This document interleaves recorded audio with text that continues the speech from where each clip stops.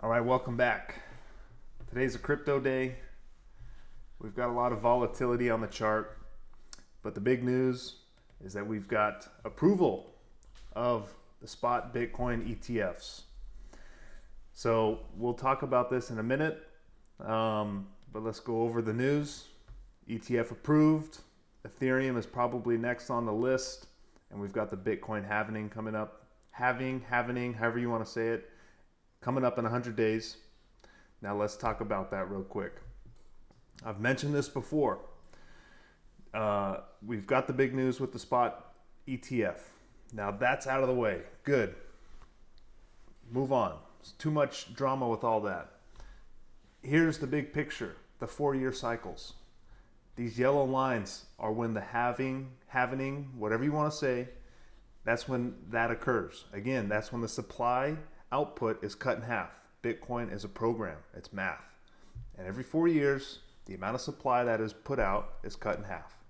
The demand will wane with the market cycle, but when you cut the supply and demand stays bid or is increasing, the price will increase. So you can see there's a trend, halving, bull market, bear market, consolidate, halving, bull market, consolidate, rip. Boom, we just went through this. Halving, bull market, bear market, consolidate, and here we are again. Do you see what's in front of you? So we've got some time before that happens and potentially the next bull run. We also may run into a recession first. So we'll see. I recommend reading this whole post. I'm giving you the skinny on it. Check this Twitter handle out. But if we run into a recession first, you're going to see the price crash along with everything else. Don't get scared. Don't sell your shit. That's the opportunity to accumulate before the bull run. So if I had it my way, we would have a recession, prices come down, halving, boom. That's the perfect scenario. If not, we just rip to infinity. That's great, but I'd like to add some more. Now let's get into the fun stuff, the drama. We had yesterday the SEC announced on their Twitter, boom, spot Bitcoin ETF approved. I saw this and I had to take an exam. So I saw this, I went into the exam and I came out, it was all fake. I'm like, duh, we can't have any nice things in crypto. I mean, you know, if only crypto would this happen, right? There's always got to be something. There's always got to be some drama, some shenanigans. So anyways, the SEC, they didn't get hacked.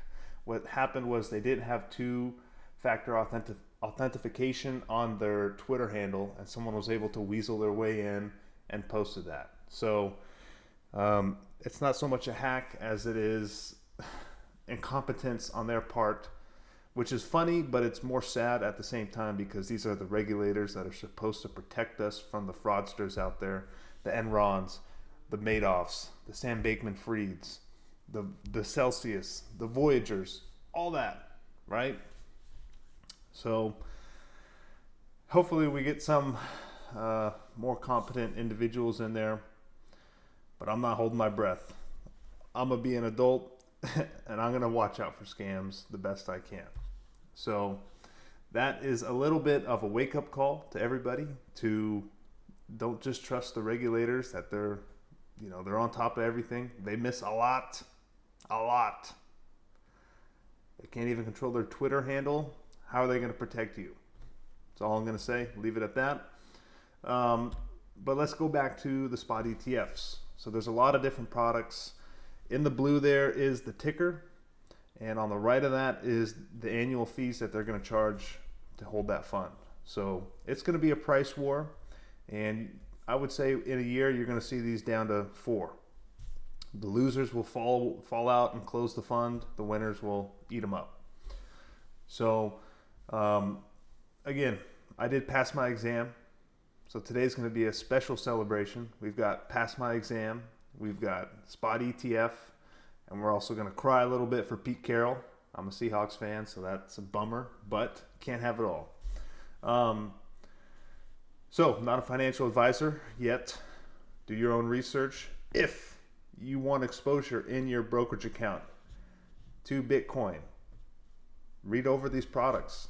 See the difference. The main difference is going to be liquidity and expense. Other than that, they all hold Bitcoin, and it's a good way to have exposure in your Roth or something like that.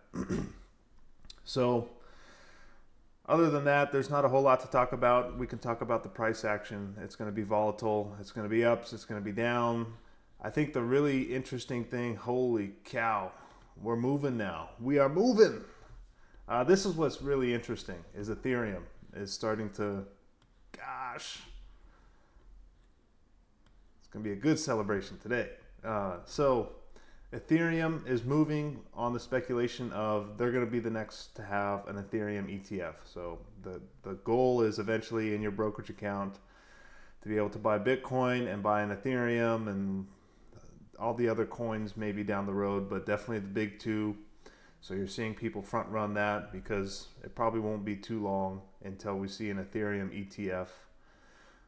But if we scroll down, all these coins, green, green, green, green, green, green. So if you've been holding, doesn't hurt to take a little profit, because it wouldn't surprise me. Again, not a financial advisor, do what's best for you, but this has been a long look at that. I mean, and nothing moves like that, just straight up in the line, right? Boom. What do?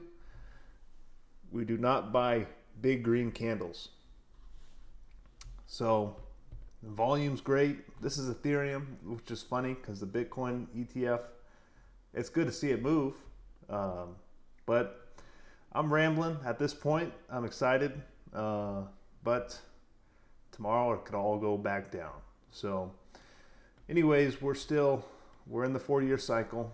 So I'm not selling any Bitcoin. I trimmed a little bit at 40,000 to take some profit, and I rotated that into other things, and I took profit, and now I'm holding other things that I'll probably take some profit on today and then wait for the next pullback and rotate it into other things. But it's a big day, big news. This was highly expected, but with all of yesterday's drama, it's just nice to have it finally done and potential to trade it tomorrow, the ETFs. But again, you're going to hear opposing views. The pure crypto people are going to say, not your keys, not your coins, which I totally agree with. But I'm not telling my grandma to have her own keys and all that. If she wants exposure to Bitcoin, or even my parents, just buy it in your 401k, your Roth, whatever, centralized stock exchange that you have, and don't deal with all the other stuff. You're wanting exposure to the price.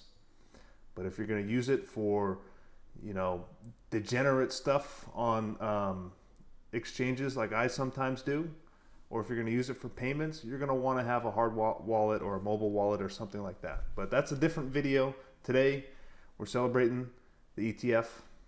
I don't have the fish behind me. I got a Bitcoin logo, which you can't see. But I'm done rambling. Everyone, enjoy their night. Stay safe. Don't buy the pump. Buy the dump. That's a new saying. I'm going to coin that. Coin it. All right, I'm done. Peace out.